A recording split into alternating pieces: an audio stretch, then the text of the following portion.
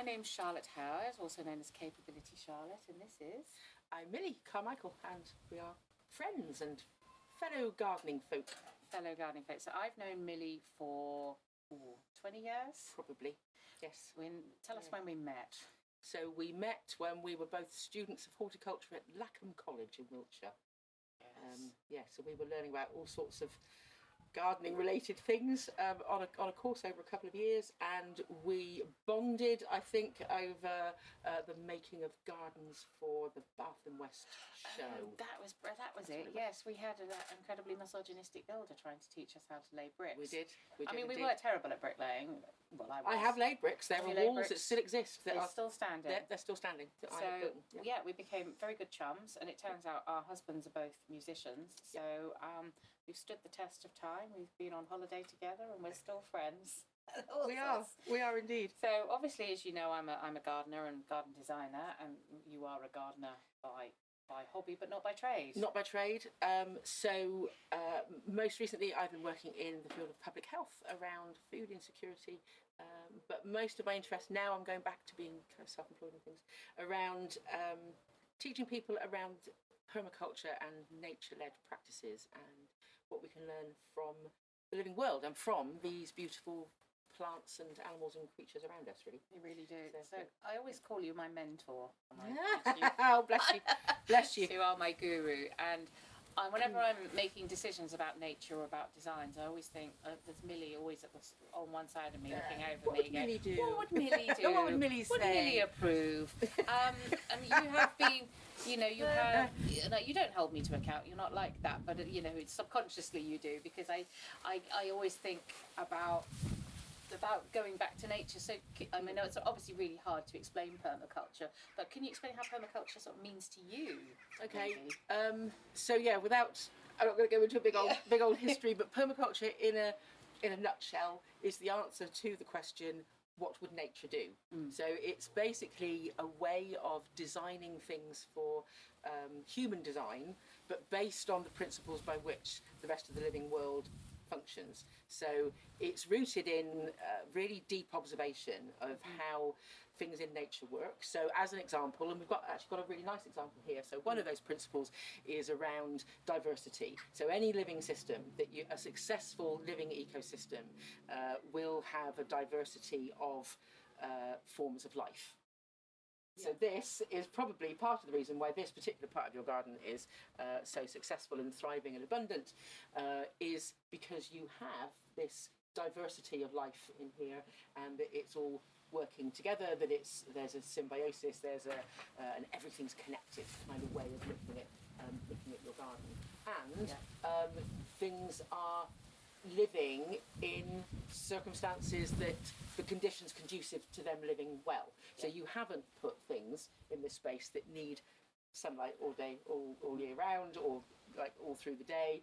You have put plants in here that appreciate a bit of humidity, that appreciate some shelter, that appreciate some shade.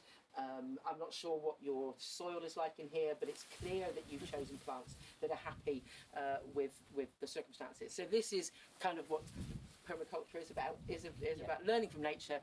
How can we design systems that we are also integral to as human beings, that create the conditions conducive to life? That's amazing. So really, it's sort of the thing I get from, I've been on quite a few of your courses, and they're always really inspirational, both for me as a person and for me as a designer, a garden designer, is the thing I always remember is make the problem the solution. I get phone calls from clients. I had a client consultation on Friday where she said, I've got this boggy area and it's always wet and I'm going to pave over it.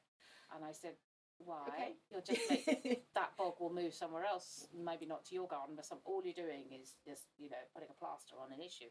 Why not embrace that and plant a bog garden or dig a pond? And she has already gone out and started buying rain garden. So she's basically going to create a rain garden. So make the problem the solution. I've got boggy ground. Brilliant. So you asked about the soil, just Yeah, for context. yeah, yeah, I'm on greensand soil. It's a very odd soil, very rich, so quite high in nitrogen, which means I have quite a lot of leaves. So much as I'd love a colourful garden, I've come to the conclusion that's not going to particularly happen within this garden. I've got a wisteria that's 4 years old, still resolutely refusing to flower. So within this garden, the choice I made was going for leaf shape, leaf structure, and embrace green. Yeah. It's green. Yeah, It's a colour. absolutely, absolutely. So I'm glad that you said it's biodiversity. It wasn't just me going to garden centres and buying every single plant and shoving it in. Of course it's not. It's me being biodiverse. It might be that, but by there's force, something that's happened about your understanding of how gardens work. It may well have been, I know you, Charlotte, all right? It may well have been, go to the garden centre and go, but plants though, look at them and they're all so pretty. And I'll have them all and I'll find a place to put them. All right? I get that, and I think a lot of gardeners do that. But if you're somewhere in your decision making is an understanding that the right plant, right place, do I understand my soil, do I understand the microclimates in my garden, do I understand the weather in my part of the world, because gardening down here in the south of England is not the same as gardening in Scotland, it's not the same as gardening down in Cornwall. No. So there's something about understanding your own space and those little niches within it, but then also how that's nested within your local weather systems and prevailing winds and all that kind of stuff. So if you're going to the garden centre with that kind of woo, plants, yay, but that's underpinned with that kind of deeper understanding of where you're going to bring them to. And there's also a plants, yay, but I'm not allowed that plant. So maybe we'll have a little walk around the garden. We'll talk about some plants that have succeeded in the garden and ones that have failed. So we've been. My husband and I have been living here for 4 years now. It's a new build property, but it was an established garden. So this house was built on a garden. So, but it was a garden that was full of conifers. So although it's a very rich soil, quite a lot of the moisture was sapped out of it. We have a Leylandiae fence, which is a hedge which is sucking out quite a lot of moisture. So it does get quite dry, but it is the strangest soil. And anyone that's worked with greensand, I'd love you to come in and with some hints and tips. The only thing I'm learning at the moment is just mulch, and that's the one thing, if I would say, is mulch. And not once a year, twice a year, if at all possible. Maybe before, after Christmas, and then in the summertime, because. So we're trying to think of a theme for today's podcast, which we've not really got to even mention yet, have we, in our usual way? And I wanted to talk about resilience, because I think with the extremes of weather we're having, we've had this heat wave and now we're having rain. Who knows what's going to happen? I think that resilience is quite an important thing, and I think with your job as a mentor for people and businesses, you have to teach businesses how to be resilient. So yes. Do you think a garden is kind of like a microcosm of life, really, isn't it? I think we can use gardens, living systems, and it's not just about metaphor or analogy or kind of storytelling. It's not just at that level. It is very literally, how are things surviving? What are the strategies that they're using to be resilient, to survive these kind of changing circumstances?